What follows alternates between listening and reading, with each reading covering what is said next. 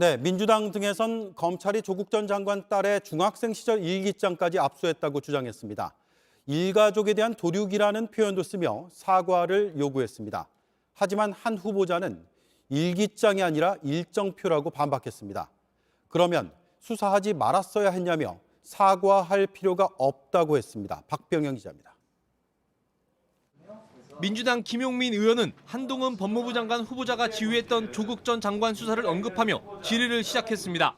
다른 사람의 잘못에 대해서는 그렇게 추상같이 수사하고 70군데의 압수수색까지 해가면서 수사를 했는데 검찰이 조 전 장관의 자녀 일기장까지 압수했다고 주장하며 한 후보자의 날을 세웠습니다.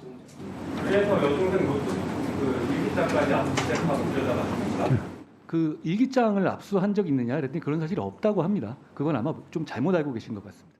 조국 전 장관이 SNS에 올린 고교생 시절 일기장을 압수해갔다는 글을 놓고도 공방이 이어졌습니다. 조국 전 장관 수사할 때 딸 일기장 압수한 적 없다고 그랬죠? 그게 그다음에 수첩을 말하는 겁니다. 일정표는 뭐가 압수를 됐든 해야죠. 그의 기록 아니에요. 그 고등학교 때 기록. 아니 일기장과 아니 일정표는 그렇게 자꾸 다르죠. 말이 이상. 조 전 장관 수사를 놓고 도륙이란 표현까지 쓰며 사과를 요구했습니다.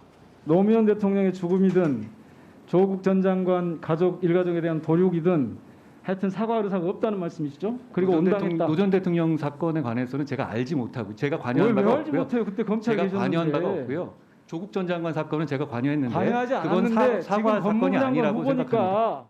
오는 9월부터 시행될 검찰 수사권 폐지 관련 법률에 대해선 반대 뜻을 분명히 했습니다. 수사 능력은 검찰의 자산이 아니라 전 대한민국 국민의 자산이라고 생각합니다.